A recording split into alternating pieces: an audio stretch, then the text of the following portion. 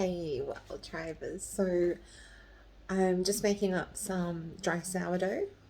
We're doing a class on it in a couple of weeks. So I thought I better make up some. I haven't had any for a while. And I was just doing the discard. So that was 5 days worth. We're on day 5 now. So I've just had to refresh it. But I'm putting it down in between 2 pieces of parchment paper. The rest of it, instead of just, getting rid of it. And from that, I will then let that dry, dehydrate it. Just naturally, I don't have a dehydrator at the moment. And then I will whiz it up, and that is your yeast chunks that you, like the powdery ones that you buy at the supermarket.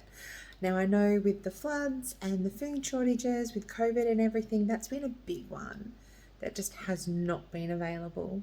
So it's a really easy way just to make your own yeast granules. So, because literally that's what your sourdough starter is live yeast. It's all like, if you're a textural person, it feels really cool.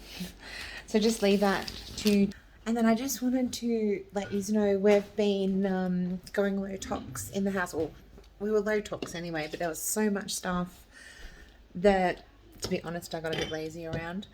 And so we've just made up, Aldi had these amazing packs of microfiber hand towels, and I grabbed them for some Mother's Day classes we were doing. So I've in here, this is our little pack, so we just grab these now and wring them out, and then we go and wipe the bench down and whatever else. But we have the Thieves antibacterial, ultra concentrated, only 1 cap's in there, a few drops of boiling hot water, let them all soak up the water, and keep them in a little container here on the bench. And I'm not using my lettuce container anymore, so we've just stuck it in there. And that has just saved us so much money, and it's actually really good for the environment. We just stick them in the wash and wash them and reuse them. So they're no longer the chucks, just throw out ones and things like that, which, like I said, I did get a little bit lazy, I must admit. I think we're all a bit guilty of that sometimes. And my scobies, I just wanted you to check this out. So I went down to the crop swaps, which on twice a month now. We've got one at Coralben and one in Jimboomba. And this lady had the most amazing, epic scobies I've seen probably since I was a kid. So I grabbed one for a friend whose dad's not too well. Now these have been there for, I don't know if you can see, yeah, you can.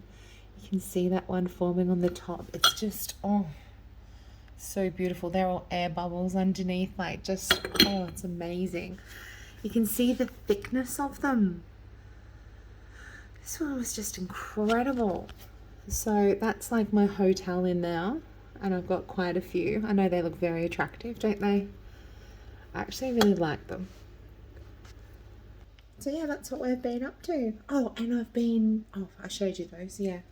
The weaving we've been doing with the things from the yard and things.